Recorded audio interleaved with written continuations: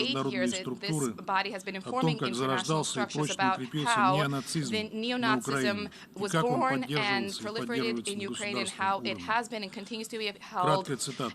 at the state level. I Сегодня briefly quote today. апогей беспредела The неонацистов apogee в Украине of the по recklessness and распоряжению lawlessness власти of из neo-Nazis тюрем in Ukraine выпустили was осужденных, that совершивших condemned тяжкие criminals have been released from prison. They have carried out grave crimes, murders, etc. Only in Kiev, those who are willing receive 25,000 machine guns without any documentation. Killings, looting, crime is ongoing. Those so-called territorial defenders of Ukraine shot at a car, killing parents and a girl.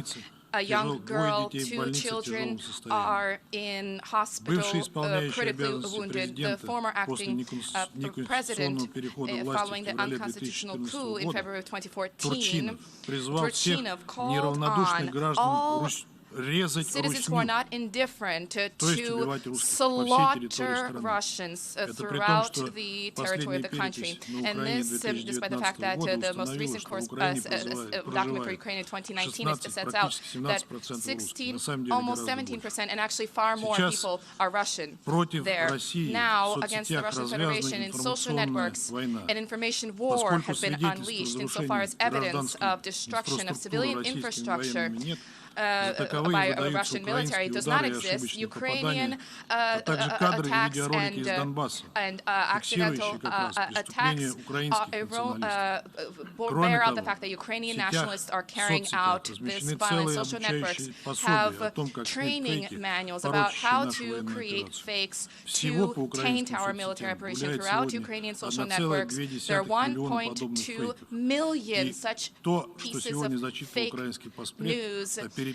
And the correspondence that was read out by the Ukrainian ambassador, that conversation that was read out is also part of these facts and these fakes. This is well known. We also did not support the draft resolution for this issue to move from the Security Council and be addressed by the General Assembly special session today. We were guided by the fact that this measure proposes that we register that the Security Council failed to comply, to uphold its main responsibility for the maintenance of international peace and security. And at the same time, there was not even a hint at an attempt to find a constructive solution at the Security Council. Attempts to circumvent the position of the Russian Federation, to disregard the position of the Russian Federation, runs counter to the very bedrock of the United Nations. There's a need to find common ground, regardless of our Western partners' attempts to avoid this, including when they disregarded our legitimate concerns in connection with NATO policy and Western countries' breach of the core principles of the OSCE on indivisibility of security. To conclude, Mr. President, I wish to state that the Russian Federation did not begin these hostilities. The hostilities were unleashed by Ukraine against its own residents, the residents of Donbass, and all of those who are dissenters. Russia is seeking to end this war. Thank you. I thank the distinguished representative of the Russian Federation.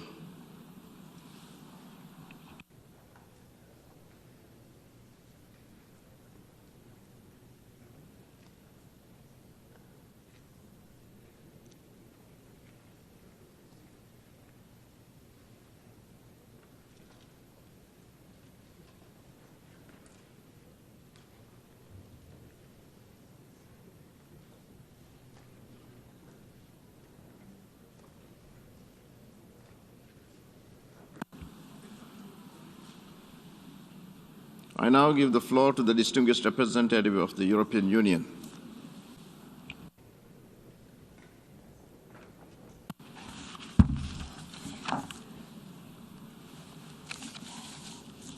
Mr. President, I have the honor to speak on behalf of the European Union and its member states. North Macedonia, Montenegro, Albania, Bosnia and Herzegovina, Iceland, Norway, Republic of Moldova, Georgia, San Marino, Andorra, Monaco, and Liechtenstein align themselves with this statement. Mr. President, I want to thank you for convening us here today, and for the Secretary General to be here, and for all of you colleagues being here. It's very important that the facts are heard and fully understood, and that this body is able to take the appropriate decisions after the fact that the Security Council, thanks to the veto by one country alone, stopped the Council from taking that decision. Let me start by expressing the European Union's full solidarity and support to Ukraine and its people, who are courageously fighting an unprovoked and unjustified military aggression from Russia. Since our meeting here in the General Assembly last week, the situation has dramatically escalated, despite tireless diplomatic efforts, including at the highest level. Russia has decided to turn its back to peace, to the rules-based international order as defined inter alia in the UN Charter, to diplomacy and to the international community. Russia's military attack against Ukraine has already caused an alarming number of deaths, injured, internally displaced and refugees. We condemn in the strongest possible terms the unprovoked invasion of Ukraine by armed forces of the Russian Federation in violation of Ukraine's independence, sovereignty and territorial integrity. We also condemn the involvement of Belarus in this aggression against Ukraine, and we call on both Russia and Belarus to abide by their international obligations. We're also alarmed by Russia's raising of the nuclear alert level. We call on Russia to de-escalate and to immediately return to the previous alert level of its nuclear arsenal and to avoid any actions that could risk the safety or security of the nuclear power plants in Ukraine, a non-nuclear weapon state under the Nuclear Non-Proliferation Treaty. Russia bears full responsibility for this aggression and the resulting destruction and loss of life. We demand from Russia to cease its military operations immediately and unconditionally and to withdraw all forces and military equipment from the entire territory of Ukraine within its internationally recognized borders. We further call on Russia to engage in earnest in dialogue with a view to a political and diplomatic solution. Russia's actions grossly violate international law and are in clear breach of the UN Charter and the OSCE Helsinki Final Act, as well as Russia's specific commitments to respect Ukraine's sovereignty and territorial integrity under the Budapest Memorandum of 1994. This is arguably the biggest aggression in Europe since the end of the Second World War. It follows similar Russian aggression against its neighbors in 2008 and 2014. We underscore our firm support for the sovereignty and territorial integrity of Georgia and of the Republic of Moldova, and we are closely monitoring the situation in the region. This Assembly has a responsibility immediately and effectively to acknowledge and address Russia's actions.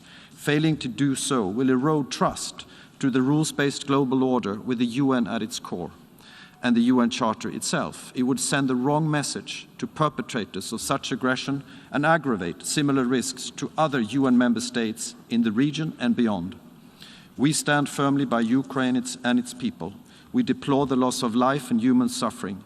This is a dire humanitarian catastrophe, and humanitarian needs are rapidly increasing.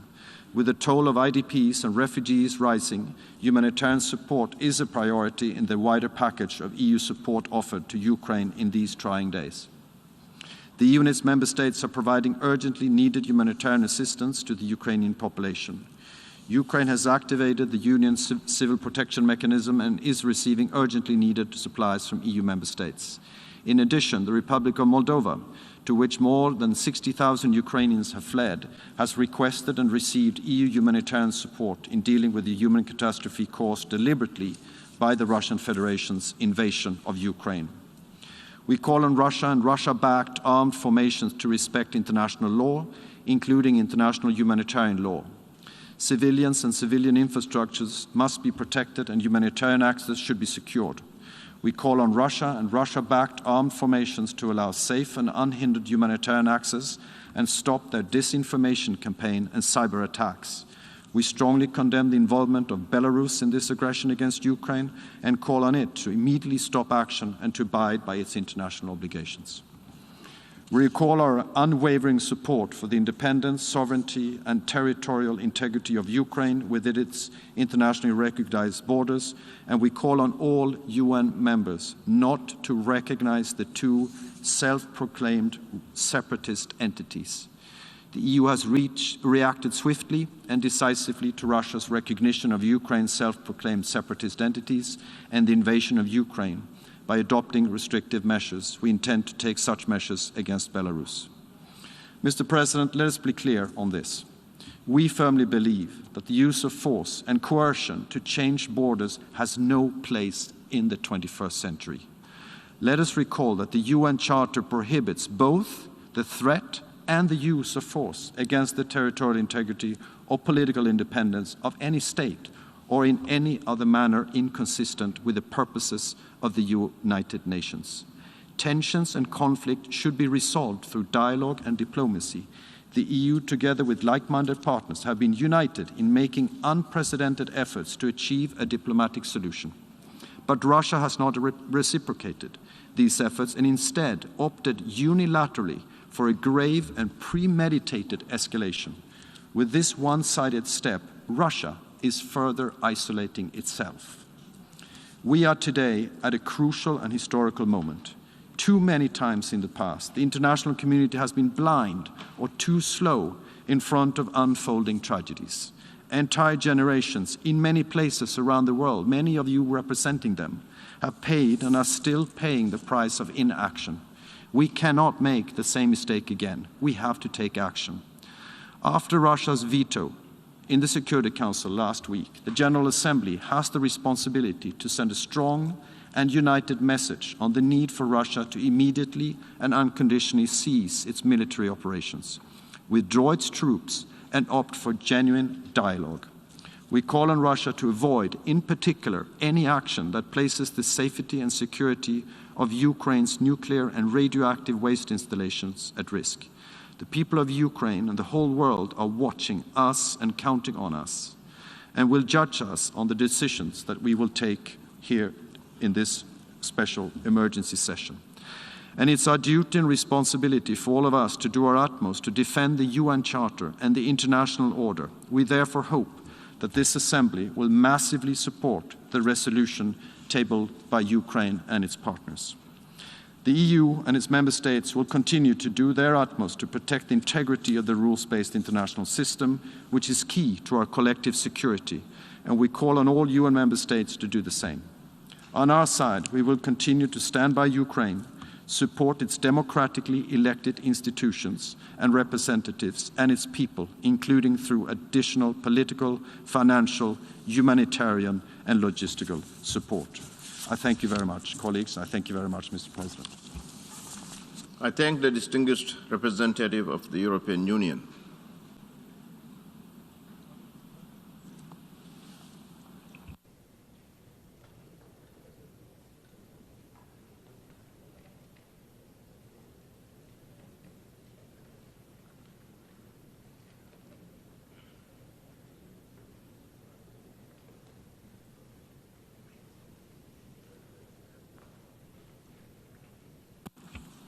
I now give the floor to the distinguished representative of Denmark on behalf of the Nordic Baltic countries.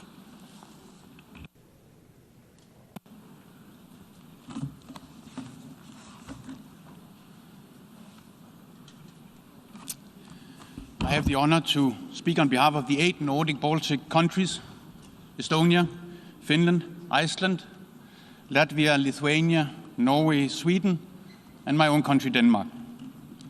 Mr. President, on the night of 24th February, the Russian leadership decided to attack Ukraine. And let me be clear, we condemn in the strongest terms possible the invasion of Ukraine by the Russian Federation.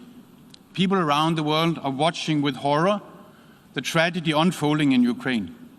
A member state of this organization, a member of this community of nations. We are struck with a profound sense of injustice and a profound sympathy with the Ukrainian people who are fighting for their country, their cities, their homes, their families, their lives, their freedom and their future.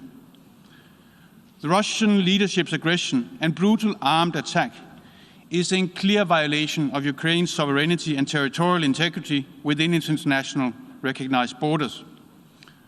The Russian leadership's actions gravely violate international law and the principles of the UN Charter. They are an attack on this organization, and this cannot stand. Last week, the Russian leadership decided it will erase Ukraine's right to determine its own future. This cannot stand. Mr. President, Russia counted on the world to remain silent, but we are acting. And on this day, and until peace prevails and every Ukrainian can safely return to their homes, we stand with Ukraine. The devastating consequences of this aggression, not only for Europe but globally, cannot be overstated. Russian aggression against Ukraine will have global and long-term negative consequences, challenging the rules-based international order if we let it go unanswered. In the time ahead, we fear increased suffering, with potentially large number of casualties and extensive destruction of civilian infrastructure. We see fighting unfolding in and around urban areas, and we are deeply concerned about the long-term cumulative and protracted harm to the civilian population. Mr. President, we will continue to look at every single instrument in our toolbox as a matter of urgency. Sanctions have already been enacted to cripple Putin's ability to finance his war machine. And likewise, the role of the Lukashenko regime in Belarus in enabling the attack on Ukraine also demands a firm response. Nordic Baltic countries have been delivering financial, humanitarian and military assistance to the people of Ukraine. And many of our partners and friends around the globe have joined us. Every nation must look at how to further support Ukraine. Mr. President, during the days we have watched with horror broadcasted images of families separated, children sheltering in the safety of the Kiev subway system, kindergartens destroyed by Russian ordnances, and the ruins of bombarded residential buildings in the center of the capital of Ukraine. We are outraged by indiscriminate attacks on civilians in this unlawful and immoral war of conquest that serves no purpose and no principle but the naked quest for power and territory. This cannot stand. Russia must respect international humanitarian law and human rights law. Full and unhindered humanitarian access must be guaranteed. Civilians must be protected. We call on Russia to stop this senseless war, and we echo the plea of the Secretary General. We demand an immediate ceasefire, and we urge Russia to withdraw all its forces from Ukraine and return genuinely to the path of dialogue and negotiation. Mr. President, let me be clear. Every civilian death, every war crime will be recorded, and we will ensure that the perpetrators of these heinous crimes are held accountable and brought to justice. History has its eyes on us. Every legal avenue available will be used to hold the aggressor to account. Ukraine has sent a request to the International Court of Justice on Russia's erroneous and absurd allegations of genocide in Ukraine, which the Russian Federation has cynically used as a false pretext for its invasion.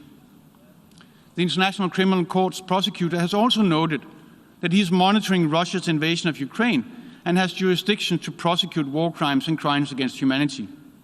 The prosecutor's office may and will exercise its jurisdiction over and investigate any act of genocide, crimes against humanity, or war crime committed within the territory of Ukraine, as Ukraine has accepted the court's jurisdiction. We fully support the ICC's monitoring of the situation. Colleagues, the rules-based international order, which governs how states interact with one another, was put in place drawing from the horrible lessons of 2 world wars, promising one another that future generations would be saved from the scourge of war. The attack on Ukraine, the Russian invasion of Ukraine, is a direct assault on the principles and purposes of the UN Charter. This cannot stand. The matter is now in the hands of the General Assembly, where one veto cannot overrule the UN membership, where the power and legitimacy is manifested in numbers.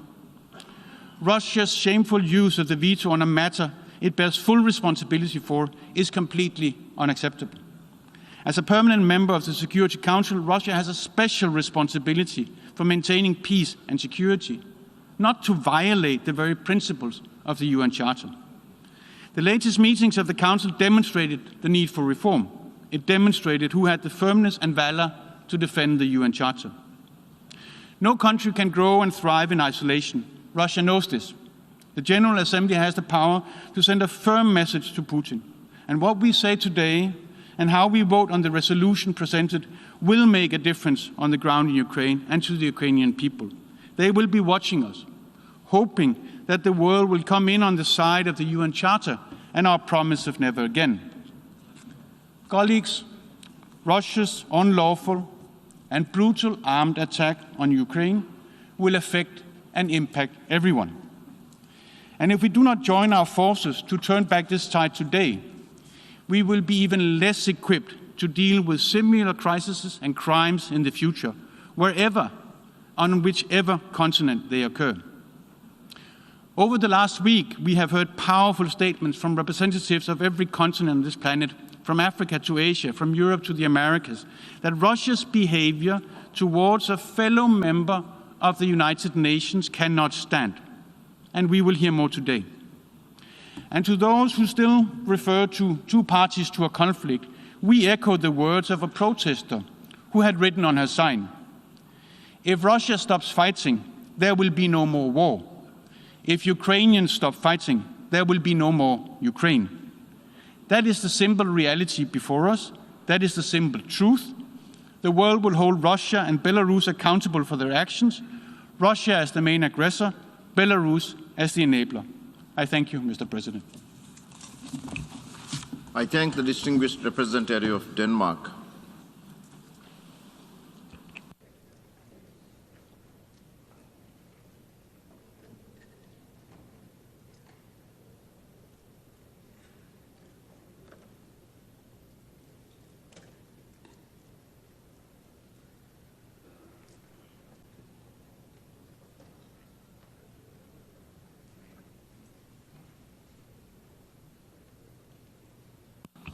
I now give the floor to the distinguished representative of France. Monsieur le Président, Mr. President, la Russie poursuit Russia, jour après jour day by son day, œuvre de is destruction en continuing its Ukraine. work of destruction in Ukraine. À ces actes brutaux et criminels And on top of s'ajoute these brutal and une criminal rhétorique acts, dangereuse we qui see alimente a davantage les dangerous tensions. rhetoric which is further stoking La Russie tension. conduit cette agression Russia armée is en violation conducting des this armed principes les aggression plus in violation fondamentaux de of la the Charte most des Nations fundamental Unies principles of the que United tous les Nations membres de Charter, cette Assemblée which all members sont of dans this l'obligation assembly have de the respecter. obligation to respect. Vendredi, elle s'est opposée seule à une résolution du Conseil de sécurité co-parrainée par 82 États. L'Assemblée générale porte aujourd'hui une responsabilité historique, celle de relayer haut et fort la voix des citoyens qui, sur tous les continents, et y compris en Russie, demandent l'arrêt immédiat de cette guerre et le retrait de l'armée russe du territoire ukrainien. La France soutient les efforts en cours au sein de cette Assemblée pour préparer une résolution demandant à la Russie de mettre un terme à l'agression et de respecter la souveraineté et l'intégrité territoriale de l'Ukraine. Elle appelle tous les États membres de cette Assemblée à voter pour ce texte. Au-delà de l'Ukraine, il s'agit de défendre la charte et la raison d'être des Nations Unies. Soyons clairs, face à l'agression armée contre un peuple, face aux victimes civiles, chaque jour plus nombreuses, face au flot de ceux contraints de tout quitter pour chercher un refuge, nul ne peut détourner le regard. L'abstention n'est pas une option. S'abstenir, c'est consentir à la loi du plus fort. Nous appelons tous les États membres à voter pour la primauté du droit sur la force. Monsieur le Président, la saisine de cette Assemblée en session extraordinaire d'urgence ne signifie pas que le Conseil de sécurité renonce à exercer ses responsabilités. Il se réunira cet après-midi sur la situation humanitaire en Ukraine. La France y portera avec le Mexique un projet de résolution afin de garantir la protection des civils et un accès humanitaire sûr et sans entrave pour répondre aux besoins urgents de la population ukrainienne. La France et ses partenaires de l'Union européenne se tiennent fermement aux côtés côtés du peuple ukrainien. L'Union européenne a déjà annoncé 90 millions d'euros d'aide humanitaire. La France prendra également sa part. Avec ses partenaires, la France est mobilisée pour que la réponse internationale soit à la hauteur de l'agression commise par la Russie. L'Union européenne, dont la France assume la présidence ce semestre, a notamment adopté des mesures visant à bloquer l'accès de la Banque centrale russe à ces réserves. Elle a également annoncé le financement de matériel de défense au profit de l'Ukraine. Monsieur le Président, la France salue le courage dont fait preuve le peuple d'Ukraine. Nous appelons cette Assemblée à lui exprimer sans tarder son soutien par l'adoption d'une résolution. Je vous remercie. I thank the distinguished representative of France.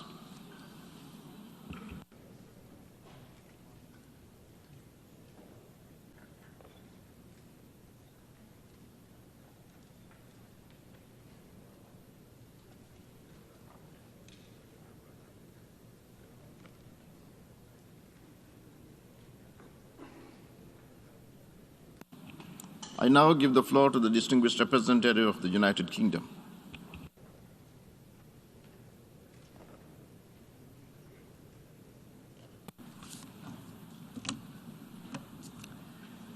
Mr. Secretary-General, Mr. President, colleagues. On Friday, 81 member states supported a resolution in the Security Council to stop the war in Ukraine. Russia was completely isolated in opposing that resolution.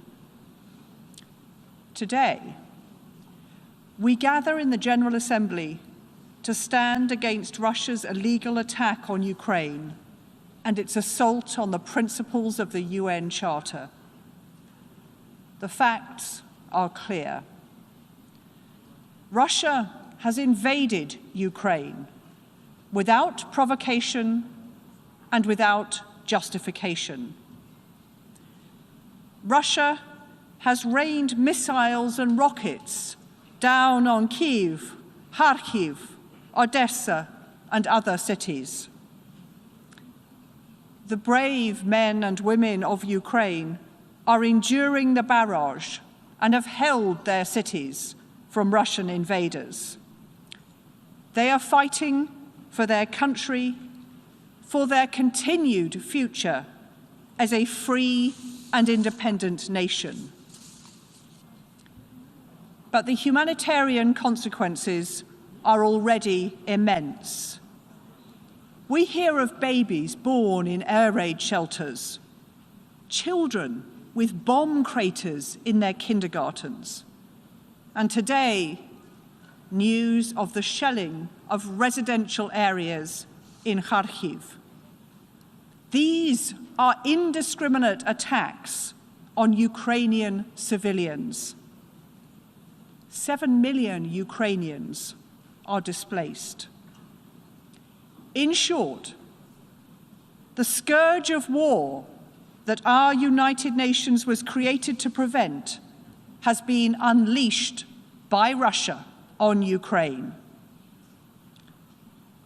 The international response to Russia's aggression has been united and swift. Around the world and here in this building, we must stand together to defend the rules and enforce the accountability that we have built together. If we do not stand up for them now, then the safety of every nation's borders and independence are at risk.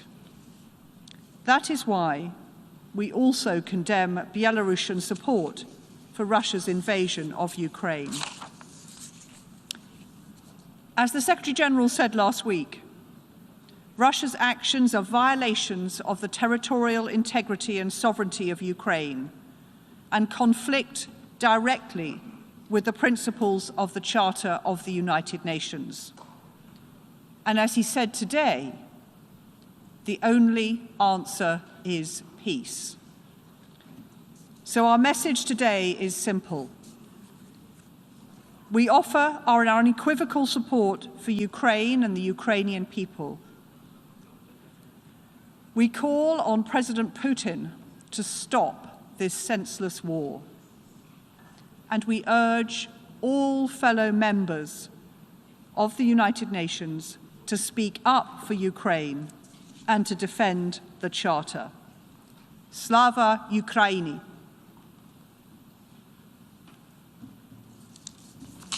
I thank the distinguished representative of the United Kingdom.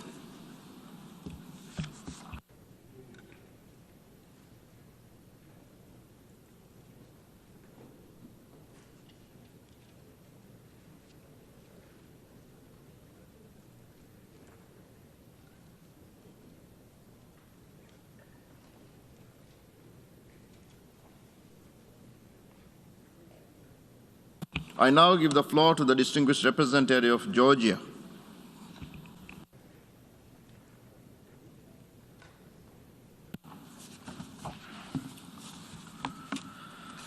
Thank you, Mr. President. My delegation aligns itself with the statement delivered by the representative of the European Union, and in my national capacity, I would like to add the following comment. Excellencies, we have gathered today in an emergency session because the Security Council once again failed us in acting as a guardian of peace and security. So now it is upon us, the General Assembly, where we all have equal rights to vote, to stand up and make it certain that the United Nations delivers on the purpose it was created for. The use of armed force by a UN member against sovereignty, territorial integrity, or political independence of another member state violates Article 2.4 of the UN Charter and constitutes an act of aggression as defined by the Resolution 3314 of this very body, adopted by consensus. What we see in Ukraine is an act of aggression on the part of Russia, and we condemn it. Last week, I spoke from this very rostrum about Russia's pattern of behavior against its neighbors. Russia's full-scale military aggression against my country should have served as a wake-up call for all. But alas, it has not been possible to prevent the similar scenario unfolding few years later in Ukraine. Not to repeat myself, let me just say that we in Georgia do know what the toll of war is. We do know what it is this disastrous consequences. And that is people, innocent civilians, women and children who pay the highest price. It is devastating not only for those who live through it, but passes down to generations. Let me be clear. Core principles enshrined in the UN Charter, the Helsinki Final Act, the Charter of Paris for New Europe, and the commitments taken under the Budapest Memorandum are non-negotiable, nor subject to revision by any country, no matter how large or powerful it may be.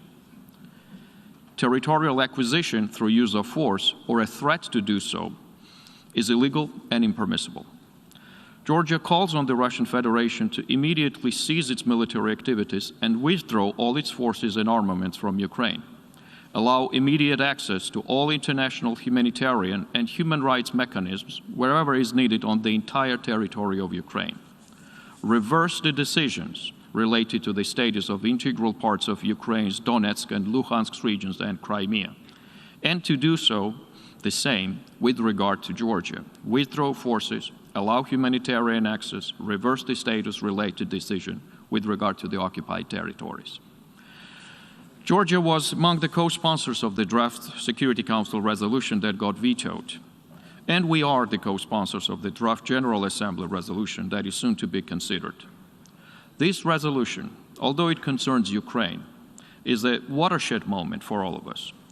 And I would dare say for the future of the rules-based order and our United Nations. So I call on you to vote in favor of the proposed draft, to vote to save the succeeding generations from the scourge of war, to vote for the United Nations. And in conclusion, we welcome the Secretary General's decision to scale up the United Nations humanitarian operations in and around Ukraine. And let me once again reiterate Georgia's unwavering support of independence, sovereignty, and territorial integrity of Ukraine within its internationally recognized borders, including Crimea and Donbas, and Ukraine's navigational rights in its territorial waters. I thank you.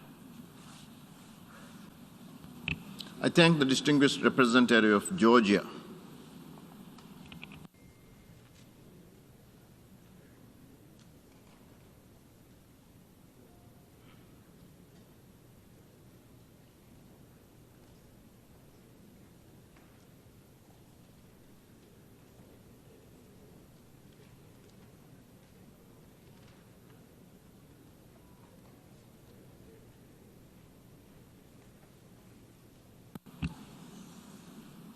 And now I give the floor to the distinguished representative of Poland.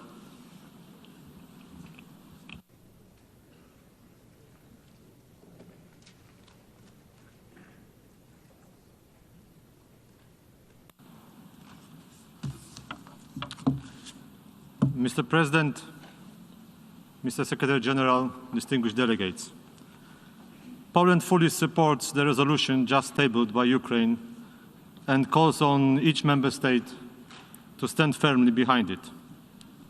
We deeply believe that through this act, we will demonstrate our adherence to the principles enshrined in the UN Charter.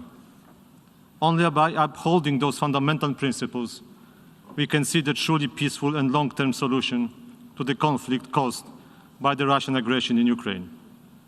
In that sense, the resolution we are about to vote paves the way to a meaningful diplomatic effort to end the atrocities of this war.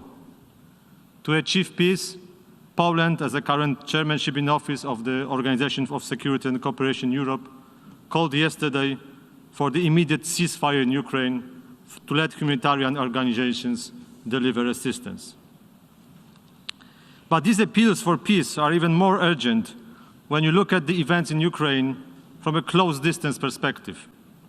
Let me tell you how we, Poles, see and respond to the horrors of this war as neighbors and friends of Ukraine.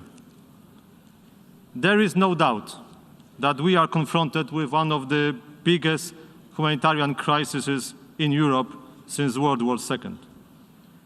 In the first 3 days of Russian aggression, facilitated by the complicity of the Belarusian regime of Alexander Lukashenko, we witnessed more than 500,000 people fleeing Ukraine, 300,000 of which found refuge in my home country. We keep our borders open. Our diplomatic missions help those who seek refuge in Poland. The nationals of all countries who suffered from Russian aggression or whose life is at risk can seek shelter in my country.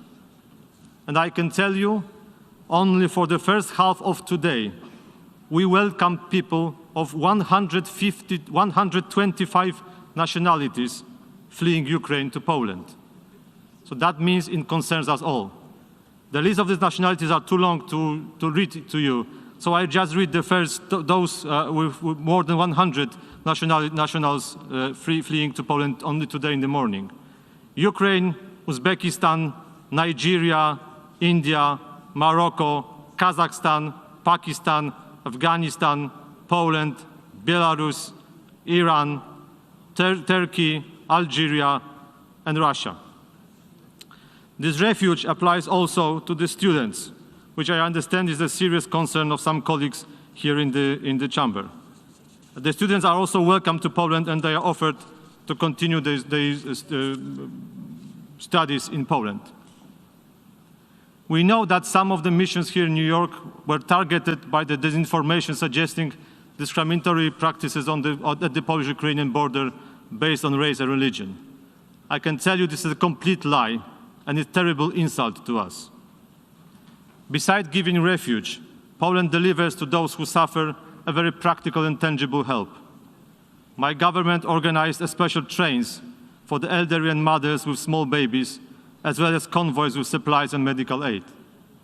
There are 7,000 beds in 20 hospitals ready for those wounded and sick, and I want to announce that the first Ukrainian refugee babies were born in Poland in the last 24 hours, and the first life-saving operations were carried out for the elderly in our hospitals. Poland stands ready to cooperate closely with UN OCHA, International Committee of the Red Cross, and other humanitarian organizations to ease the burden of the civilians targeted by the Russian aggression. But what I am most proud of is the outpour of spontaneous readiness to help by individuals. Polish families are opening their homes to refugees. They offer clothes, food and accommodation. Thousands of private cars are coming from all over Poland to pick up those who cross the border. On the first 2 days, we experienced long traffic jams because of the number of cars coming from all corners of Poland. Polish people stand in lines for hours to donate blood for Ukraine. The scale of help was offered was so big that the government opened a special website, Helping Ukraine, where volunteers can register and get guidance on those in need. While diplomats in my mission are fulfilling our diplomatic duties here in New York, our family members and friends are welcoming refugees coming directly from the war zone. In this conflict, Poland may not be a geopolitical superpower, but we want to be a solidarity superpower. And this is how we want to change the grim reality for better. At the same time, I would like to pay a tribute to those Ukrainians who defend their motherland and continue to stand for their country's freedom.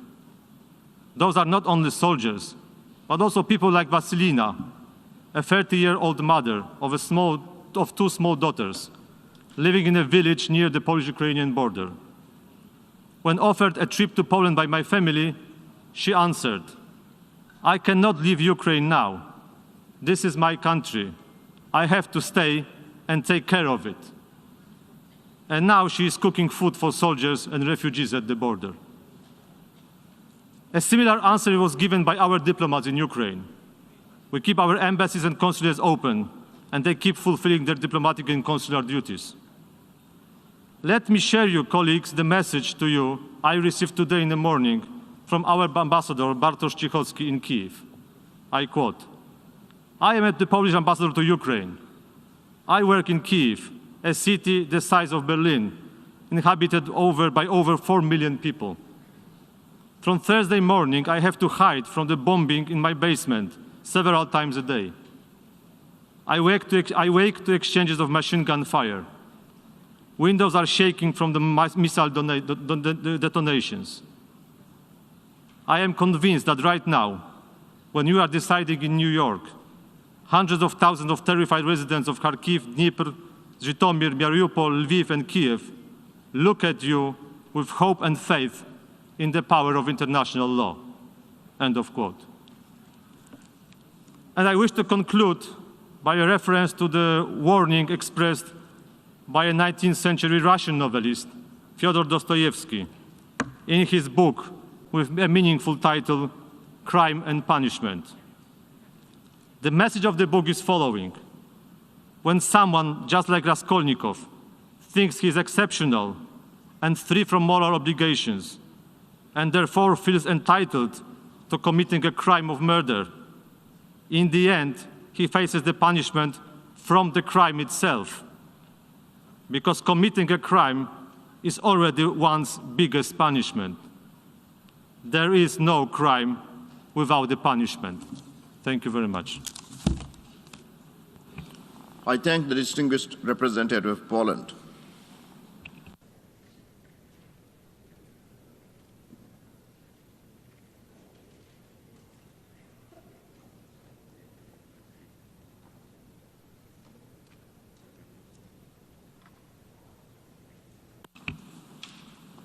And now I give the floor to the distinguished representative of Austria.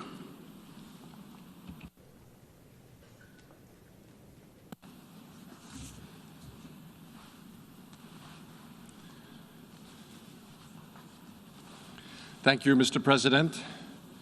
And as usual, Austria aligns itself with the statement by the European Union. However, we also want to add our voice in our national capacity, because what is currently being deliberately inflicted upon Ukraine does not allow us to remain silent. Excellencies, colleagues, fellow Ukrainians, let me start by thanking you, Mr. Secretary General, for your clear words this morning and these past days. We are grateful to see that the United Nations is there to help those suffering and in dire need for help. We meet here today to discuss the Russian aggression against Ukraine, to discuss the violation of Article 2.4 of our UN Charter. That we meet here today in this room is a good thing and a bad thing. It's bad because it means, after several days since Russia launched its aggression against the sovereign territory of Ukraine, we are still witnessing military attacks, terrible human suffering, and loss of life. It's also bad because questions of peace and security should be addressed by the Security Council. As primary responsible for upholding international peace and security, the Security Council cannot remain silent when basic principles of our international rules-based order are trampled by military boots and squashed by tanks. Last Friday, however, the Security Council decision was blocked by the veto of a permanent member, the Russian Federation. Even though 81 members of the international community supported the draft resolution of the co-pen holders. Yes, the veto power is foreseen in the UN Charter, but so is the obligation to uphold UN principles. If in the 21st century the Security Council is blocked in a situation that constitutes a blatant breach of international law, we should ask ourselves if this system of veto powers is still able to regulate our international relations. Yet, colleagues, our meeting here today is also good. It's good that the General Assembly is there to step in if the Security Council cannot fulfill its mandate. And it's good that we now have the opportunity here in this General Assembly hall to raise our voices, to recall the principles of the UN Charter, our Charter, and to state clearly that we will not stay silent if the Charter is violated in the most serious way. This is our right. This is our obligation as members of the organization. Colleagues, at the end of this debate, we will vote on a resolution condemning the aggression of Russia against Ukraine and showing solidarity with the people of Ukraine. Austria will vote yes on the resolution and urges all of you to do so also. By voting yes, we show the world that the UN is able to take its responsibility to defend the rule of law, international law, and the UN Charter. By voting yes, we show that these acts and similar horrifying acts are not tolerated by the international community. And most importantly, by voting yes, we show the Ukrainian people that they are not alone. I know that for many of us, such votes can be difficult. Some say this is a regional issue, a European problem. Colleagues, an attack against one of our members, one of the members of this organization, is an attack on us all. In our interconnected world, our world is one region. Cyber weapons strike everywhere. Missiles have global reach. The world is not only regional, it has become local. Some say we must respect security concerns. Yes, colleagues, we must. Everyone has security concerns. Ukraine had them and gave up nuclear weapons and trusted that others would not harm them. But clearly, if you have security concerns, solve them with dialogue, not tanks. If a country with one of the largest armies and nuclear arsenals feels insecure, it should seek cooperation, dialogue, disarmament, and not force against others. Some say, well, look at others, look at these other instances that we have had. What about past violations? Colleagues, we know this whataboutism well. Trying to justify evil with past evil. Trying to excuse yourself by pointing to the faults of others. But just because we did not stand up in the past to injustice and evil, that should not prevent us from standing up now. Yes, it's true, others have committed aggressions, crimes, and faults. Yes, The international community has sometimes shown a lack of unity to act. And yes, the international community has sometimes been too hesitant. But let us not continue to make that same mistake now. Let us start a new era when we work together and stand up united for our common principles. Let's defend the rule of law. Let's not give in to the reign of the powerful. Let us vote yes on that resolution. Mr. President, Austria is not part of any military alliance. We rely for our security on the respect and implementation of international law, of treaties, of custom, including humanitarian law. Reports about Russian attacks on civilians and civilian objects in urban areas are extremely worrying. Rockets or missiles hitting apartment buildings in Kiev cannot be accepted. These attacks constitute war crimes under international humanitarian law. We urge Russia to strictly adhere to international humanitarian law, in particular regarding the protection of civilians in urban warfare, and immediately cease these attacks and refrain from using explosive weapons in populated areas. We strongly condemn the use of cluster munitions, which is incompatible with international humanitarian law and outlawed under the Convention on Cluster Munitions. And colleagues, the threat of use of nuclear weapons, any nuclear threat of this kind is a violation of the principles of the UN Charter. The implied catastrophic humanitarian consequences do not respect borders and pose a threat to all of humanity. This is completely unacceptable. Perpetrators and those responsible ordering these crimes need to be held accountable. The International Criminal Court may exercise jurisdiction over and investigate any acts of genocide, crime against humanity, or war crimes committed within the territory of Ukraine. In this regard, we welcome the statement of ICC Prosecutor Khan, reminding us all that his office can exercise jurisdiction over and investigate any act of genocide, crime against humanity, or war crime committed within the territory of Ukraine since February 2014. Mr. President, in the last couple of days, Ukrainians have endured incredible human suffering. In order to help ease the humanitarian catastrophe, Austria contributed 2.5 million euros to the ICRC and NGOs, and additional humanitarian assistance will be decided soon. Those organizations' valuable work must be ensured by guaranteeing humanitarian access. Colleagues, in sum, Austria condemns the Russian aggression against Ukraine. Austria calls on Russia to reverse its decision to recognize the self-proclaimed Donetsk and Luhansk People's Republics, which represents a grave violation of the sovereignty and territorial integrity of Ukraine. Austria urges Russia to immediately withdraw its troops and stop any further bloodshed and return to the path of peaceful dialogue, like any member of the UN is obliged to do. Vienna is ready to host and facilitate such dialogue. We hope that today's start of bilateral discussions between delegations from Ukraine and Russia can serve as a first step towards an urgently needed ceasefire. And colleagues, we call on you to vote yes on today's resolution. I know it's not always easy. Many of us have good relations with Russia. We love the culture, admire the traditions, and have good Russian friends.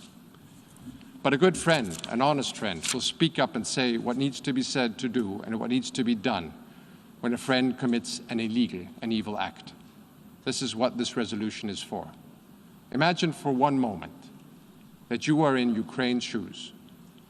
What would you expect from the UN, from this General Assembly, if you were in Ukraine's place? In this dark hour, it is our moral, our legal obligation to condemn the violations of the Charter and show solidarity with the victim of an aggression. Austria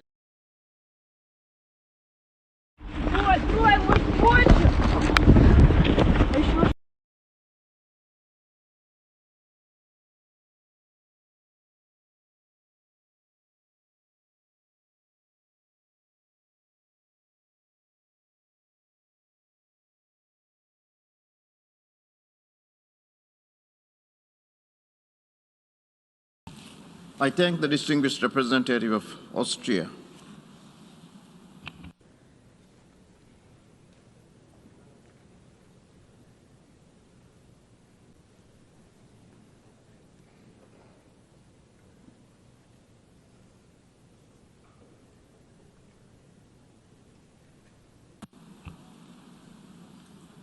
I now give the floor to the distinguished representative of Czech Republic.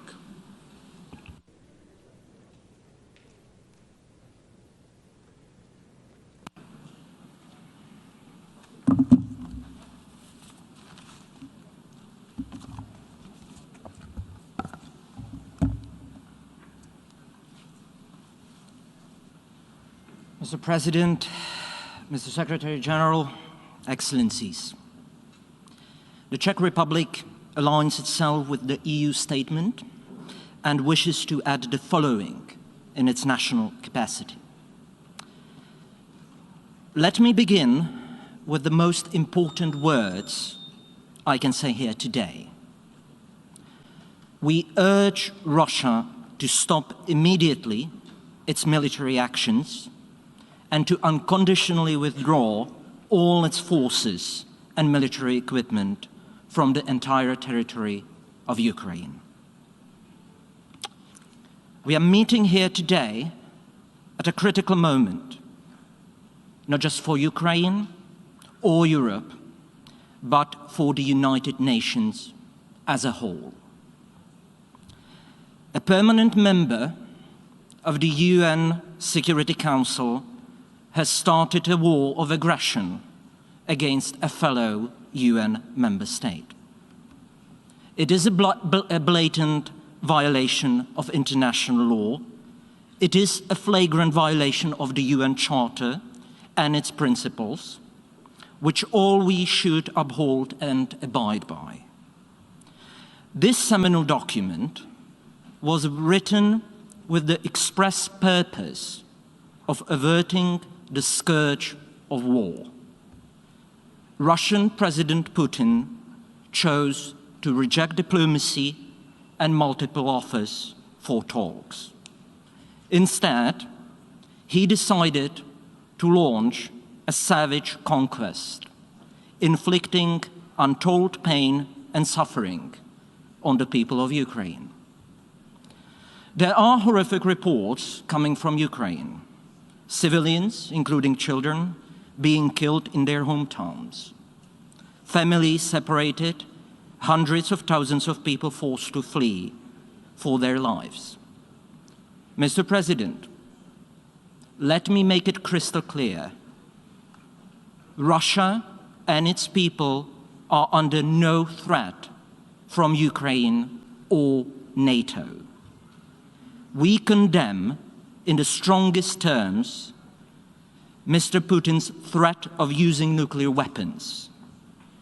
Indeed, it is a very dangerous rhetoric and only further exacerbates the overall security situation. Nothing can justify the use of nuclear weapons. Mr. President, Russia must be held accountable for its aggressive actions. Ukraine has accepted the jurisdiction of the International Criminal Court related to genocide, crimes against humanity, and war crimes. We will be looking to the ICC to prioritize investigations of crimes committed in Ukraine. Similarly, we strongly support Ukraine's filing of a case against Russia at the International Court of Justice, requesting the ICJ to order Russia to cease its unlawful attack on Ukraine and to stop Russia's false claims that acts of genocide have been perpetrated in the Luhansk and Donetsk Oblast of Ukraine.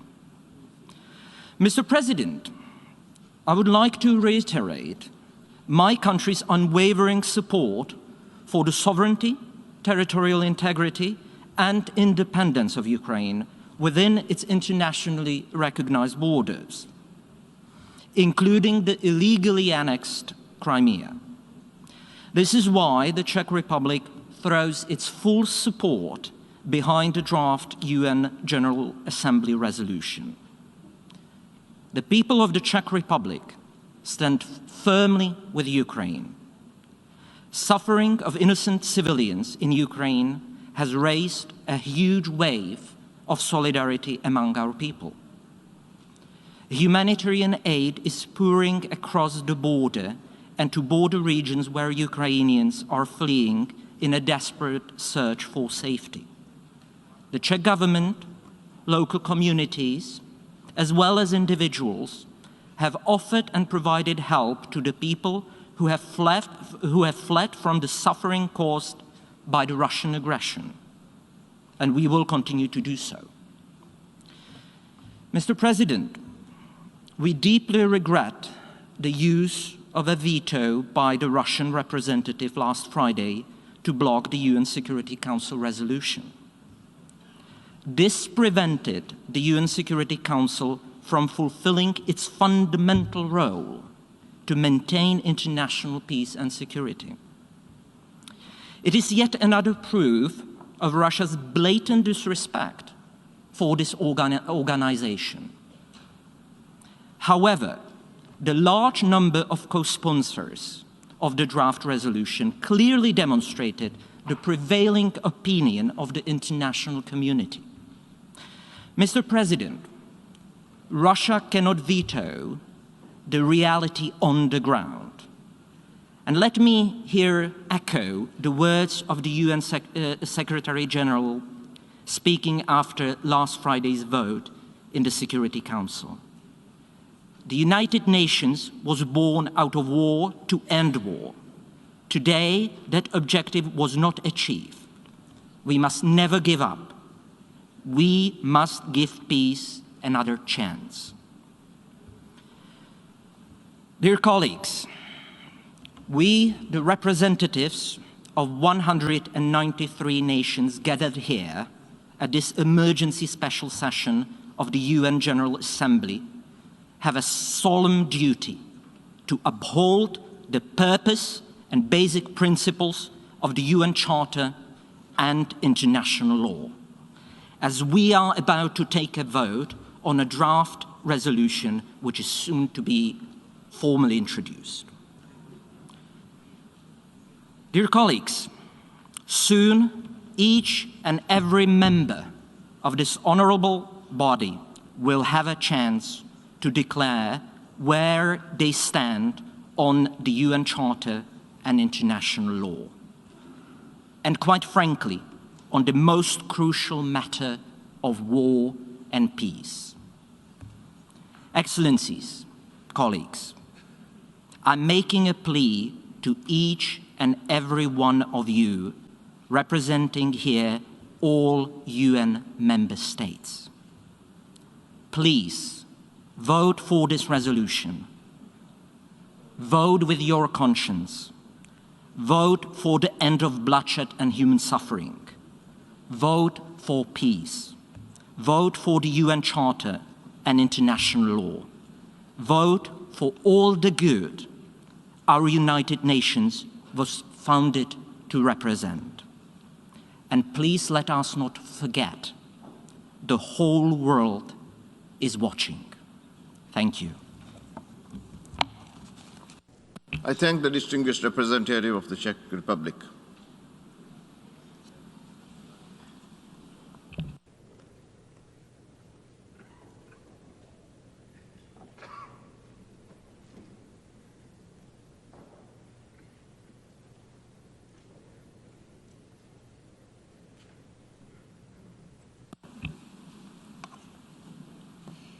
And now I give the floor to the distinguished representative of Switzerland.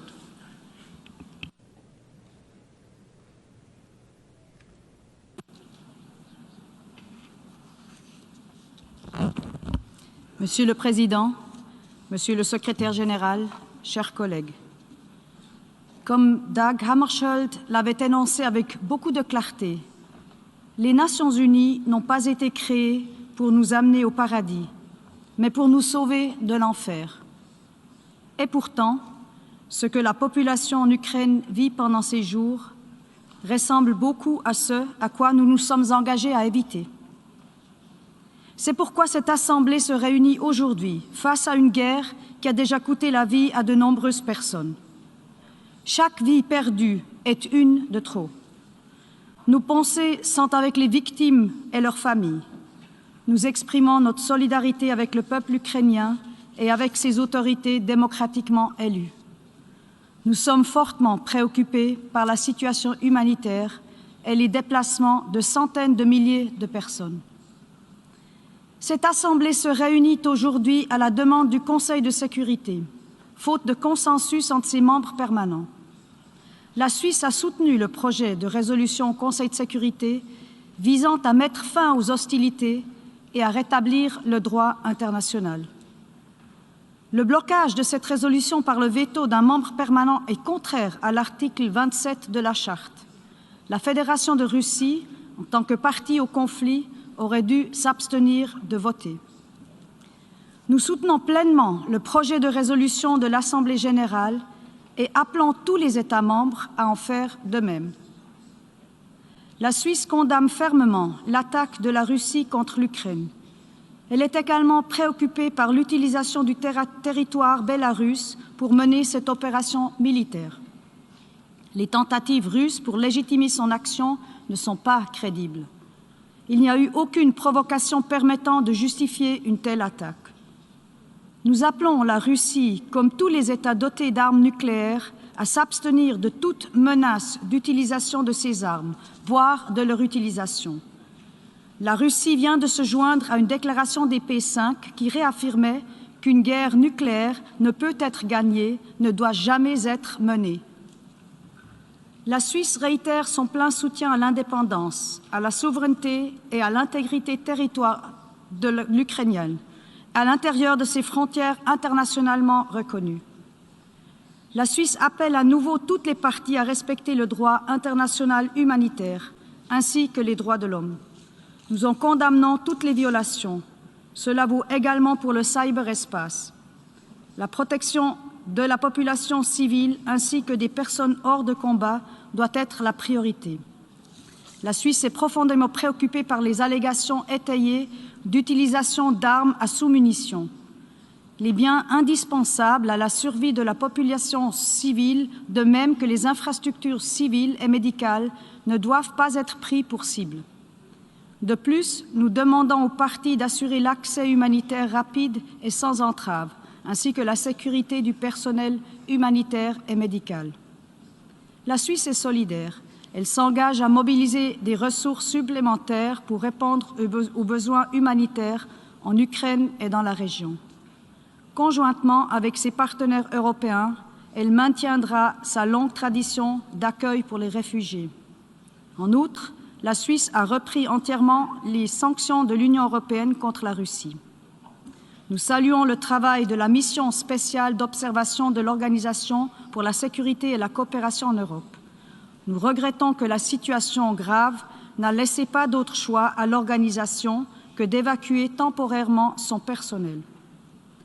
La Suisse salue l'offre de bons offices du secrétaire général des Nations unies ainsi que les efforts diplomatiques des États membres qui n'ont négligé aucune piste afin de promouvoir une résolution diplomatique par la voie du dialogue. La Suisse réitère son offre des bons offices si les parties au conflit le souhaitent. Nous saluons le fait que les parties au conflit se soient réunies aujourd'hui pour de premières négociations. Nous espérons, comme le secrétaire général, vivement que ces discussions aboutiront le plus rapidement possible à de résultats concrets, comme par exemple un cessez-le-feu. Ce conflit, comme tout conflit, ne peut être résolu que par le dialogue. Je vous remercie. I thank the distinguished representative of Switzerland.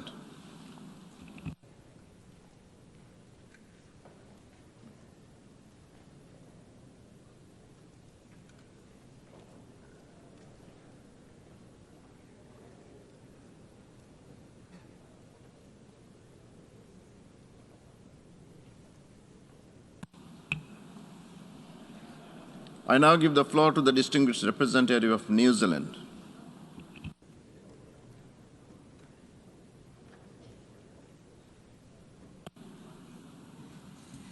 Mr. President, Mr. Secretary-General, today our thoughts are with the people of Ukraine as they continue to fight Russia's large-scale invasion.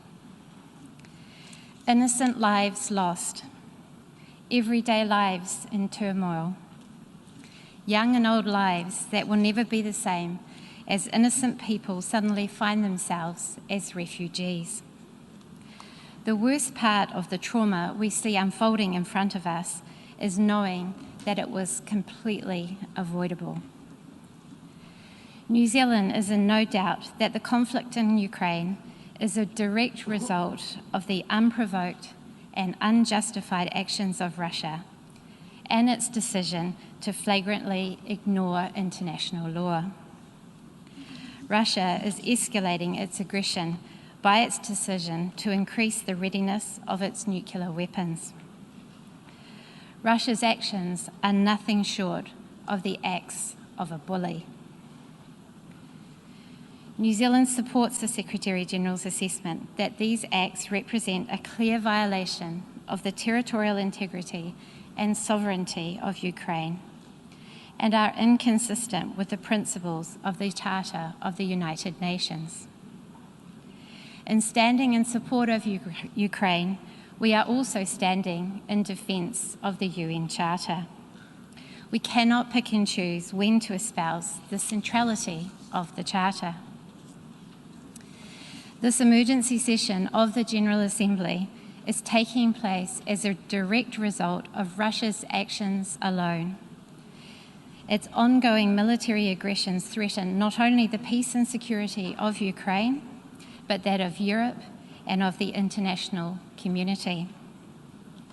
We are here today because the United Nations Security Council failed to act last Friday to condemn Russia's actions to invade Ukraine. Russia's use of the veto, when it is not only party to this conflict, but the direct cause of it, is a disgrace. New Zealand, along with a group of small states, opposed the granting of the veto to the P5. We have continued to oppose the veto since its inception, and we remain strong in our conviction that there is no place for the veto in the UN Security Council. With the Security Council having failed to deliver against its responsibilities, we, the General Assembly, must now stand up to play our part. New Zealand is a primary co-sponsor of the General Assembly resolution, and we encourage all member states to vote in favour of the resolution.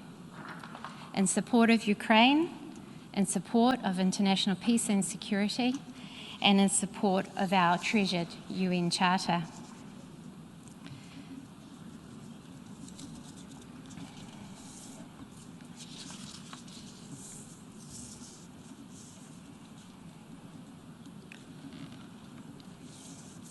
Excuse me.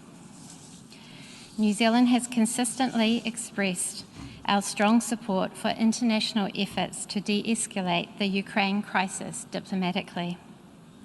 Having turned away from diplomacy, Russia must now face the consequences of that decision.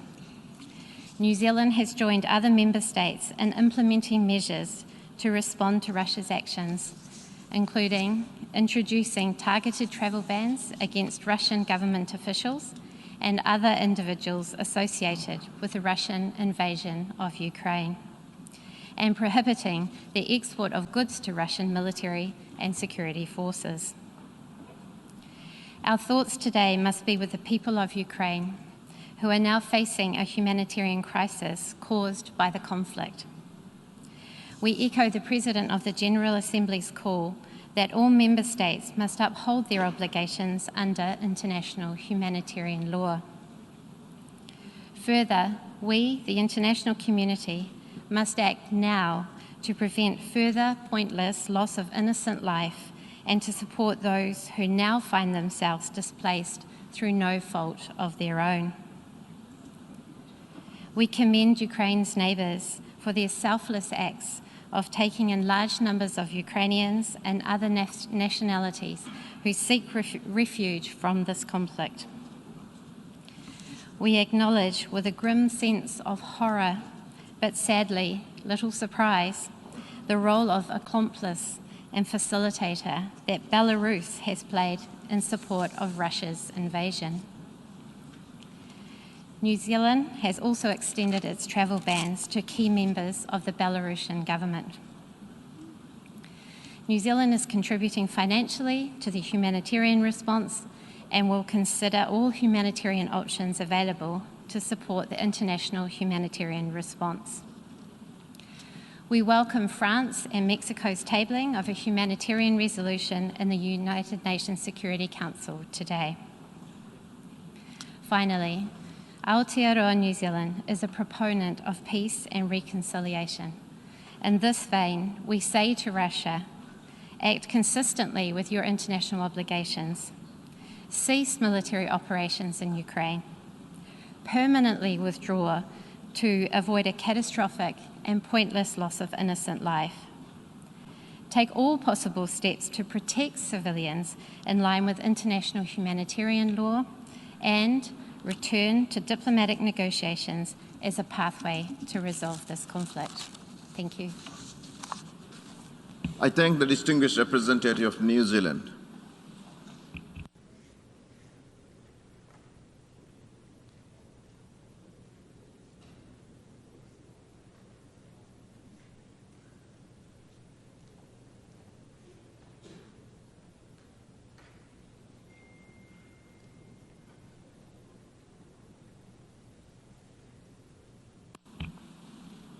I now give the floor to the distinguished representative of Panama on behalf of the Alliance for Development in Democracy.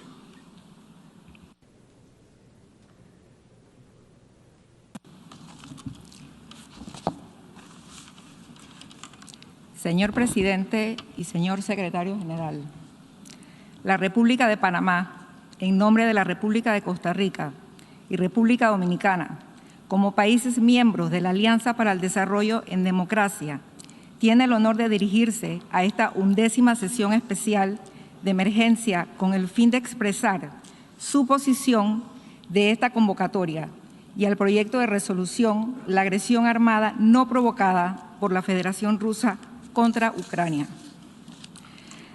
Las delegaciones de Panamá, Costa Rica y República Dominicana, sobre la base de valores compartidos y el respeto a la Carta de las Naciones Unidas y al derecho internacional, condenamos el uso de la fuerza y la violación de la soberanía y la integridad territorial de Ucrania por parte de la Federación Rusa. La Alianza respalda al Secretario General de las Naciones Unidas, Antonio Guterres, en su llamado a que cesen las hostilidades y se potencie la aplicación de la moderación y la razón, y que se respete el derecho internacional humanitario y la protección de los civiles. Reiteramos que todos los esfuerzos deben encaminarse también en posibilitar el acceso rápido, seguro y sin obstáculos de la asistencia humanitaria a quienes lo necesitan en Ucrania. Para proteger a los civiles supone un desafío adicional a la compleja crisis global que ya nos había planteado la pandemia. Por ello, los países latinoamericanos, incluidos los miembros de la Alianza, hemos emprendido esfuerzos conjuntos para que se facilite un tránsito seguro de nuestros connacionales que crucen la frontera de Ucrania. El diálogo y la negociación, acompañados del respeto a la letra y al espíritu de la Carta de Naciones Unidas, las resoluciones de la Asamblea General y el derecho internacional constituyen la única garantía para una solución duradera al conflicto que hoy aqueja a Europa del Este. Finalmente, hacemos un llamado firme para que se retomen las vías de la negociación y el diálogo diplomático, que la promoción de la paz y el respeto al multilateralismo sean el eje de las acciones en esta coyuntura. Muchísimas gracias. I thank the distinguished representative of Panama.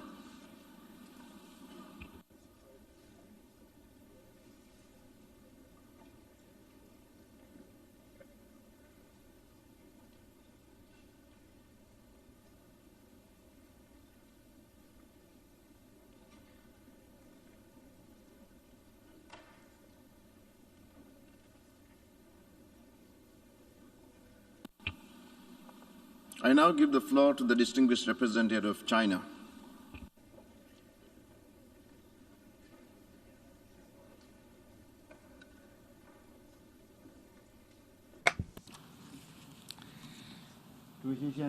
Mr. President, 乌克兰局势发生急剧变化，中方对此高度关注。局势发展到这一步，是中方不愿看到的，也不符合任何一方的利益。当务之急是，有关各方要保持必要克制，防止局势进一步恶化。同时，要加大推动政治解决的外交努力。中方欢迎乌克兰同俄罗斯已经开始直接对话谈判。乌克兰应当成为东西方沟通的桥梁，而不应成为大国对抗的前沿。我们呼吁为当事方直接谈判创造有利氛围和条件，因为这是解决问题的根本出路。联合国和国际社会有关各方采取的任何行动，都要以地区和平稳定为重，以各方普遍安全为重，应当有利于紧张局势降温，有利于推动外交解决。中方不赞成任何可能激化矛盾的做法。中方支持联合国有关机构继续在乌克兰开展人道救援工作。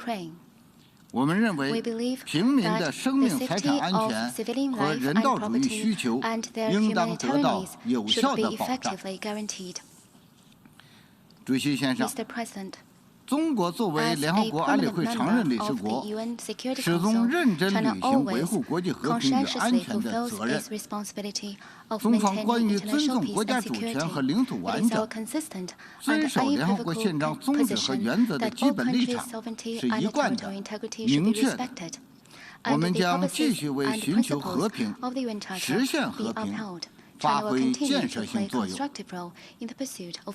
主席先生，冷战早已结束，基于集团对抗的冷战思维应当平弃，挑起新的冷战更是有百害而无一利。一国的安全不能以损害他国安全为代价，地区安全更不能以强化甚至扩张军事集团来保障。中方支持欧盟、北约与俄罗斯重启对话，秉持安全不可分割理念，妥善解决包括俄罗斯在内各方正当的安全诉求，寻求构建均衡、有效、可持续的欧洲安全机制，实现欧洲大陆的长治久安。我谢谢你，主席先生。I thank the distinguished representative of China.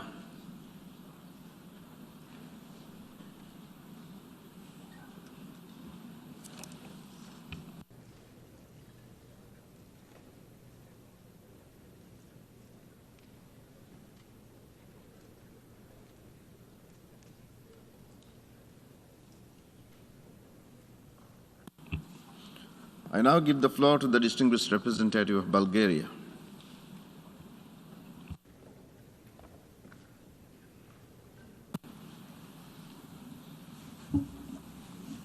Thank you, Mr. President. Mr. President, distinguished delegates, Bulgaria aligns itself with the statement delivered on behalf of the European Union, and I would like to highlight a few points in my national capacity. Mr. President, we have gathered here today under extraordinary circumstances that defy reason, but unfortunately are reality. And that reality is that the Russian Federation, a permanent member of the Security Council, is executing an act of aggression against Ukraine, a founding member of the UN. Bulgaria condemns in the strongest possible terms this unprovoked and unjustified military aggression, which is in gross violation of international law and of the principles of the UN Charter. The illegal military aggression of the Russian Federation against Ukraine not only undermines global security and stability, but also puts the international rules-based order in jeopardy. It is deplorable that the Russian Federation used its veto power to prevent the Security Council from exercising its primary responsibility for maintenance of international peace and security. However, the decision of the Security Council to urgently refer the matter to the General Assembly by calling an emergency special session demonstrates the resolve of the rest of the Council to do everything possible to address this serious act of aggression. The fact that for the first time in 40 years, the Security Council takes such a decision speaks of the gravity of the situation. We commend the decision by the Security Council, and now it is up to all of us to live up to the responsibility to uphold the principles of the UN Charter and international law and to send a strong and unequivocal message by condemning the act of aggression and the illegal actions by the Kremlin.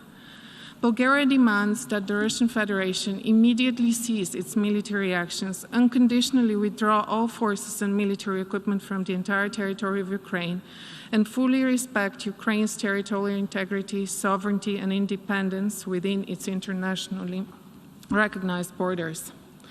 The use of force and coercion to change borders has no place in the 21st century. Tensions and conflicts should be resolved exclusively through dialogue and diplomacy. We strongly condemn the involvement of Belarus in this aggression, including by providing its territory to be used as a launching ground for the Russian aggression, and call on it to refrain from such action and to abide by its international obligations.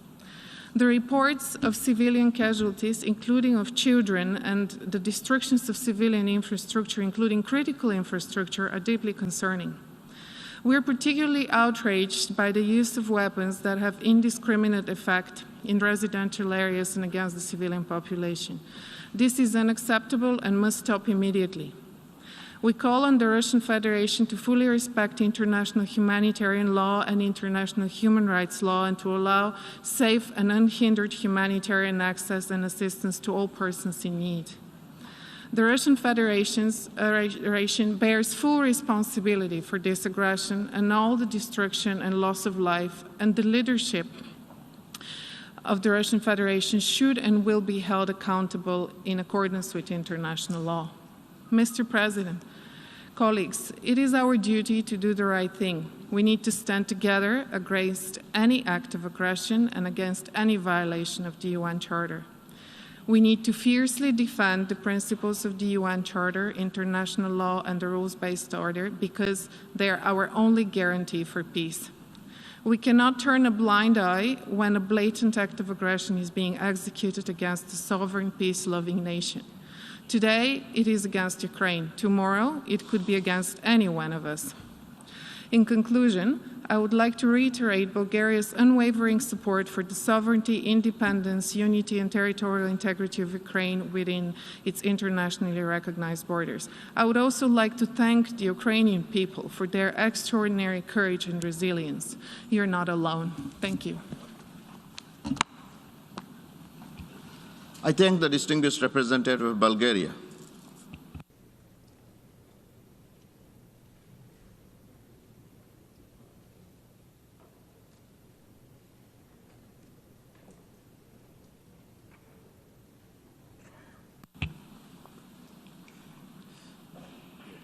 I now give the floor to the distinguished representative of Italy.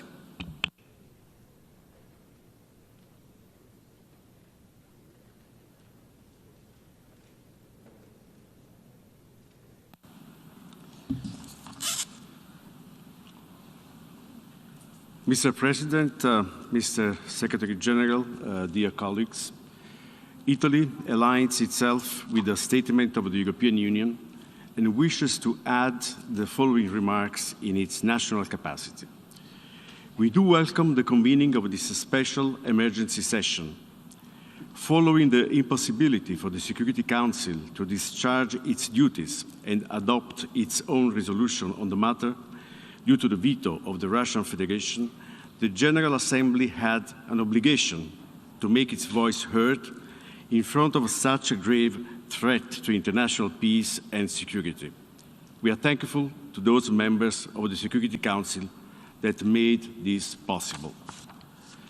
Italy, together with its EU partners and allies, has made its position clear all along throughout this entire crisis, with statements and consistent acts, standing firmly in support of the sovereignty and territorial integrity of Ukraine and in full solidarity with the Ukrainian people. The unprovoked aggression decided by the Russian leadership is a blatant violation of international law and the UN Charter, and as such, it has to be condemned in the strongest possible terms. The involvement of Belarus as a facilitator of the Russian aggression is also to be condemned. In close coordination with the EU partners and allies, we have implemented unprecedented economic and financial sanctions, including on Belarus. As already stated, further steps will have to be taken if the assault against Ukraine continues. We call upon the Russian Federation to stop immediately its action and to withdraw its military forces from the territory of Ukraine within its internationally recognized borders extending to territorial waters. We urge the Russian Federation to respect the principles set in the UN Charter and in the Declaration of Friendly Relations, to abide by the Minsk Agreement and to redirect urgently its action towards a peaceful solution. We trust that the General Assembly will, through the adoption of the tabled draft resolution, show cohesion and determination in dealing with a situation that is threatening the existence of a member state, causing a growing number of casualties, including civilians and children, and ultimately is undermining the very essence of multilateral relations. Mr. President, Russia's actions are causing enormous human suffering and triggering a humanitarian disaster. We express our heartfelt solidarity with Ukraine and its people, and we mourn all the victims of this безмысленная война, of this senseless war. Together with our partners and building on the support it has to be provided since 2014, Italy is scaling up its financial and material support to strengthen the capabilities and resilience of Ukraine, with an amount of around 110 million euros in aid, credit and grants and additional contributions. We are also determined to provide increased humanitarian support to assist the people of Ukraine in these dramatic circumstances. In this context, international humanitarian law must be upheld. Safe and unhindered humanitarian access must be granted. The humanitarian staff must be protected. We welcome the convening of a meeting of the Security Council on the humanitarian dimension of this crisis later today, and we hope that the discussions will lead to the adoption of a concrete deliverable.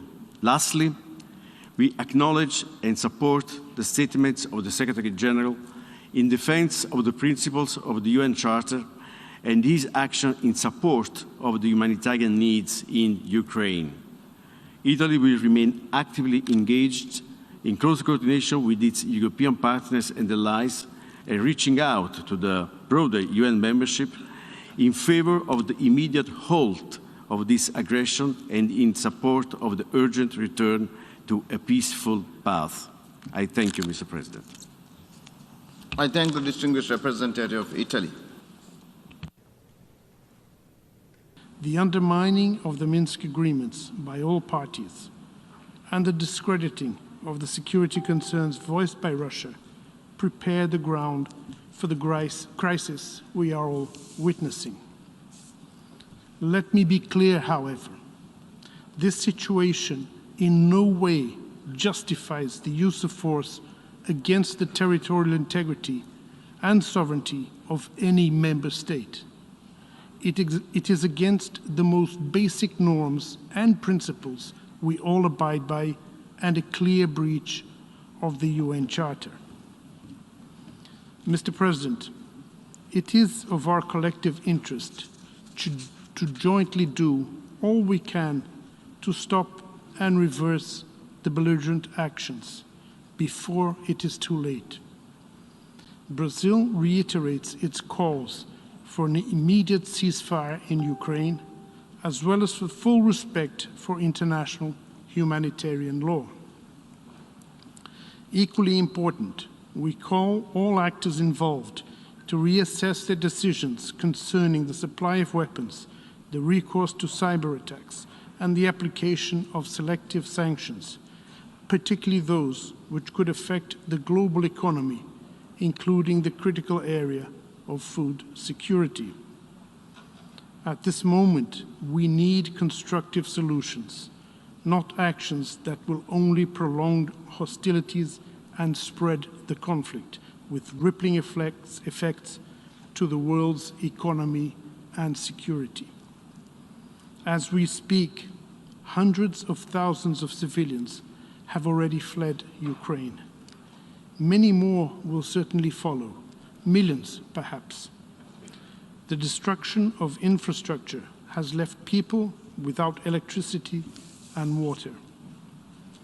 Damage to essential infrastructure, interruption of basic services, including transportation and access to basic supplies, the danger to persons with disabilities, the elderly, and children are causes of grave concern. There are pressing humanitarian needs for medical services, medicines, health equipment, shelter, and protection. The prospect of hostilities conducted in populated areas, compounded by the possible use of explosive weapons and direct participation of civilians, is also extremely worrisome. We urge all parties to avoid this scenario at all costs, bearing in mind the grave risks it poses to the civilian population. We call on all parties to adopt measures to ensure the protection of civilians and of critical civilian infrastructure, as well as to ensure unhindered humanitarian access to all those in need and the protection of refugees and displaced persons. We also reiterate our appeal to Ukraine and Russia to facilitate the withdrawal of all persons who want to leave the Ukrainian territory. Brazil expresses its gratitude to Poland, Slovakia, Hungary, Moldova, Romania, and others that are facilitating the exit of people fleeing the conflict, including Brazilians and Latin Americans. Let me also take this opportunity to express our solidarity to all families who have lost someone in this war, to all people left without home, water, and electricity, to those who are fleeing in fear, sometimes with nowhere to go,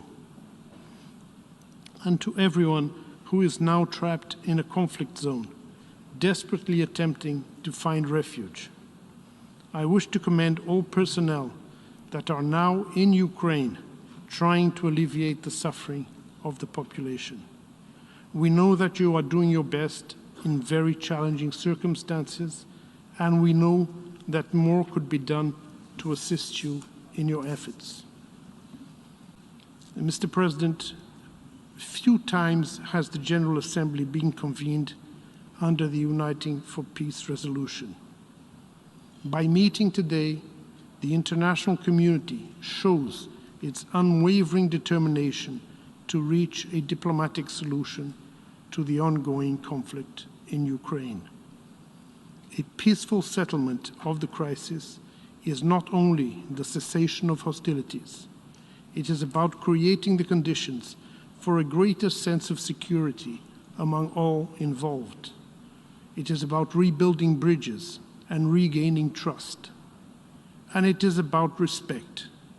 Respect for each other's legitimate security concerns, for civilian lives, for all countries that do not want a war, for international law, and for the most basic principles that have guided this organization since its inception.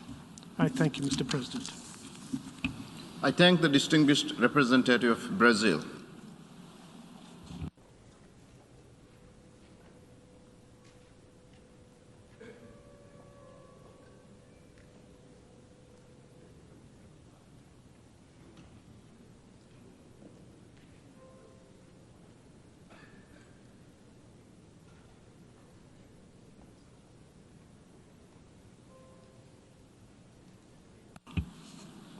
I now give the floor to the distinguished representative of Canada.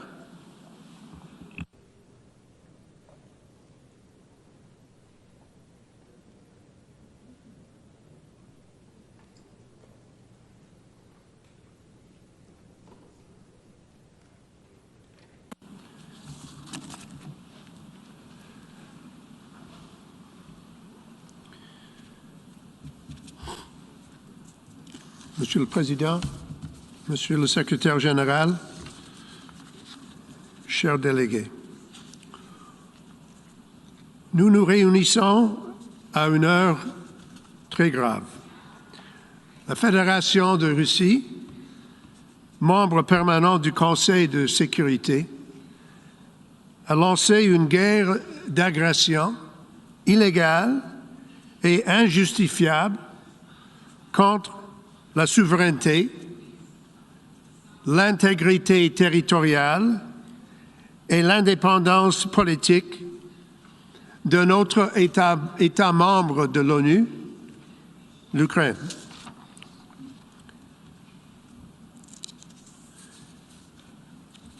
Les notions de la Russie constituent les actions de la Russie constituent une violation flagrante de la Charte des Nations Unies, de règlement pacifique des différends et l'interdiction du recours à la force. En lançant cette guerre, la Russie cherche à détruire la liberté d'un peuple et d'une nation qui est souveraine, indépendante et intégrale. C'est une guerre qui est basée sur le désir du président Poutine d'un retour à l'impérialisme colonial. Ce sont des jours contre lesquels les membres des Nations Unies luttent depuis des générations. Et encore, la Russie a empêché le Conseil de sécurité de s'acquitter de son devoir fondamental, protéger la paix et la sécurité du monde. Nous sommes ici parce que la Russie a une fois de plus utilisé son droit de veto, que nous pensons est toujours illégitime, comme elle l'a fait de nombreuses autres occasions. Et la Russie menace maintenant l'Ukraine, l'Europe et le monde entier d'utiliser des armes nucléaires en violation directe de la déclaration commune des dirigeants des 5 membres permanents du Conseil ce janvier. This past January. Mr. President, it was in January of this year that members of the P5 agreed that a recourse to the nuclear option, to the nuclear threat, to the nuclear possibility was wrong. They admitted that no one could win this kind of confrontation. Just a few days later, President Putin announced that he was going to resort to this threat, directly contrary to what he had promised, signed, sealed, and delivered 6 weeks before. And so here we are, with a war that is a threat to each and every one of us. Through this resolution before us today, we as members of the United Nations have the chance to stand up in defense of a free people and to rebuke the evil notion that might makes right. And now we must all step up and stand up. Canada urges all member states to unequivocally condemn Russia's actions and to vote in favor of the resolution that is now before the Assembly. Russia has not been alone in undermining these foundational norms and rules, Mr. President. Belarus has also violated its obligations under the UN Charter and under international law. By allowing Russia to use its territory to invade and launch attacks against Ukraine, Belarus is aiding and abetting Russia's illegal war of aggression. Belarus's decision to send its force into Ukraine and to revoke its non-nuclear status are all completely unacceptable to us and completely incompatible with its obligations under the Charter of the United Nations. Mr. President, there must be accountability for these actions. As Russia has escalated its unjustifiable attack on Ukraine, its forces have encircled and shelled Ukrainian cities, targeting, killing, and maiming innocent Ukrainian civilians, children, women, and men. They are bombing civilian objects, hospitals, schools, kindergartens, apartments, and homes.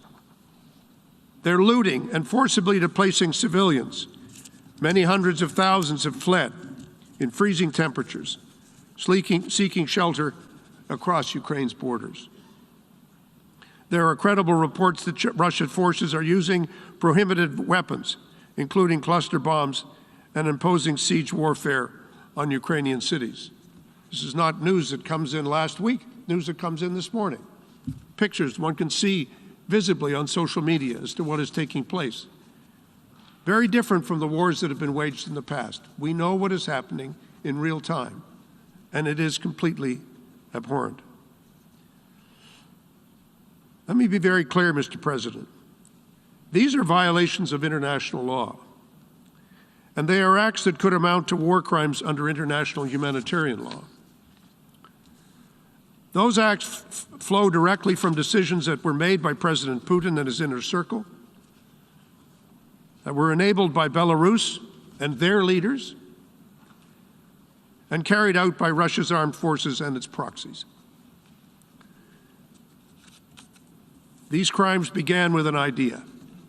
What was the idea? We don't have to invent it. All we have to do is read President Putin's speeches and watch his declarations. The idea that a group of people are lesser, unequal, and unworthy unworthy of the protection of the law. The idea that a people, in fact, do not exist as a people, that they don't have a right to be themselves, that they don't have a right to their own nation, to their own country, that they have no right to the protection of the Charter. The way Vladimir Putin describes the Ukrainian nation and its supporters over many generations fits the description of the idea that I have described. And it's that idea that lies at the heart of the acts that follow. Because actions don't come out of the blue, they don't come out of nothing. It all starts with an idea. And yet, with a terrible sense of irony, President Putin has perverted the very notion of genocide by alleging that genocide has been committed in Ukraine. I must stress, there has been no such finding substantiated by any UN or independent organization. And as my colleague from Brazil said, just speaking before me, if there are complaints, and obviously there have been in this chamber and in the Security Council, with respect to the treatment of the Russian minority in Ukraine.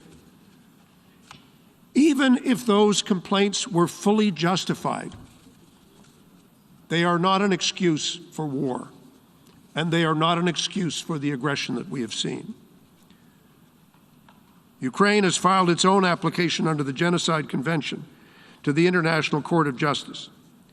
Canada takes the allegations filed by Ukraine with the greatest seriousness, as it does the decision of the prosecutor of the International Criminal Court to begin an investigation into potential crimes against humanity. These decisions are not taken lightly, and they have the most serious of consequences.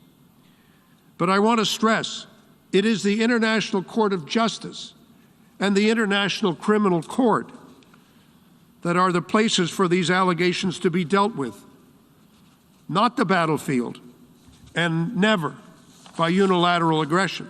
That's why we signed up to the Charter. We signed up to the Charter because we agreed that we would subject our disputes to processes created by us over many, many arduous years and debates. What would be done in the event of a profound difference of opinion between states? We don't go to war. We go to the negotiating table. We go to court. We go to mediators. That's how we resolve disputes. The other way lies madness. Canada and the international community will spare no effort to ensure that violations of international law in Ukraine are in fact investigated, that evidence is gathered, and that the perpetrators are held to account. We do so not only out of our conviction that the use of history, that the arc of history tends towards justice. We do so because what Ukrainians are being subjected to is horrific, and they deserve better, and they deserve more. Mr. President, if I may, I'd like to speak directly to the brave people and the government of Ukraine. We are quite simply inspired by you. We are standing with you, and you are not alone. Our support for Ukraine, your country, for your Ukrainian democracy, and for your right to choose your own future in Ukraine remains unwavering, steadfast, and resolute. Canada will do everything in its power to help you as you hold strong and defend your homeland against this terrible Russian aggression. Together with our partners, we will ensure that President Putin and those who ordered, implemented, and enabled this reckless war will continue to face significant costs and to be held accountable for their actions. Your struggle is now our struggle, and we are with you. Mr. President, if I could speak directly to the people of Russia. To the Russian protesters who are bravely demonstrating against the war, who have been met with brutal force and arbitrary arrests by riot police. To the thousands of Russian citizens who have written letters, had the courage to put their name on a letter to the President of Russia, condemning this reckless decision. To all those Russians at home and abroad who are opposed to this senseless war, and you are in the millions. Canada and the world, we see you and we hear you. Your President, Vladimir Putin, has sorely miscalculated. He has ignored the democratic and law-abiding spirit of the Russian people. He has underestimated the brave Ukrainians defending their country from aggression, with whom you have no cause for war. No cause for hatred, no cause for violence. And he has severely misjudged the resolve of the world to stand against him. Whatever lies are spoken here today, trying to justify the unjustifiable or to explain the inexplicable, it is President Putin's war of choice that is making your lives much more difficult. But there is always time for de-escalation. There is always time for dialogue. And your president must choose this path. Should he not, I believe it will show just how much contempt he has for you and for the future of your country and the planet that we live on and share together. Mr. President, we should all say together, directly to President Putin, stop this war. Stop this war. Stop it before there is more death, more pain, and more hardship. Stop the use of threats. Take your finger away from the nuclear button and never put it back for as long as you live. Come to grips with the reality of our time, as in more serious and rational moments you have done. Mr. President, it is never too late to stop. It's never too late to make a turn to diplomacy, to dialogue, and to negotiation. The alternative cannot happen. So now it falls to all of us, as equal members of the United Nations, whose equality and sovereignty, as I've said before, is what we signed up to when we became members of this organization. We need to stand up to the principles, for the principles of the Charter, for the purposes of the Charter, and to heal the hurt and pain that has been caused by this terrible war of aggression. This responsibility belongs to us and to no others. We sit here, we have to make decisions. We have to take every step we can, the human footsteps to peace, to reconciliation, and to justice. That is now our job in the General Assembly, and we must seize this moment of accountability, this moment of justice, this moment of democracy. We must seize it together. Thank you very much, Mr. President. I thank the distinguished representative of Canada, and now I give the floor to the distinguished representative of Singapore.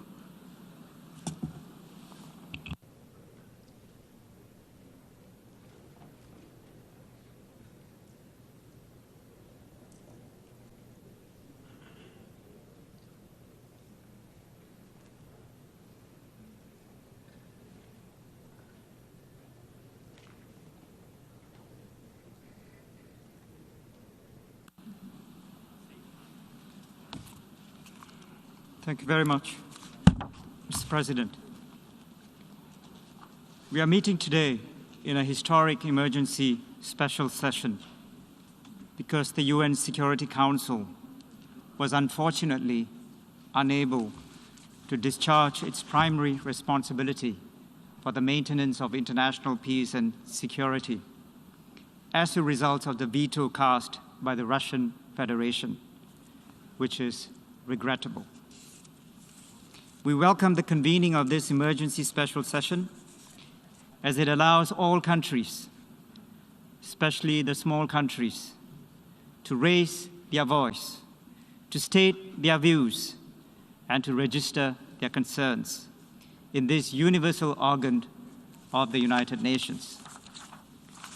Mr. President, Singapore has always taken a consistent position on the sovereignty, independence, and territorial integrity of all countries. Singapore is a staunch supporter of the rules-based multilateral system and of the United Nations.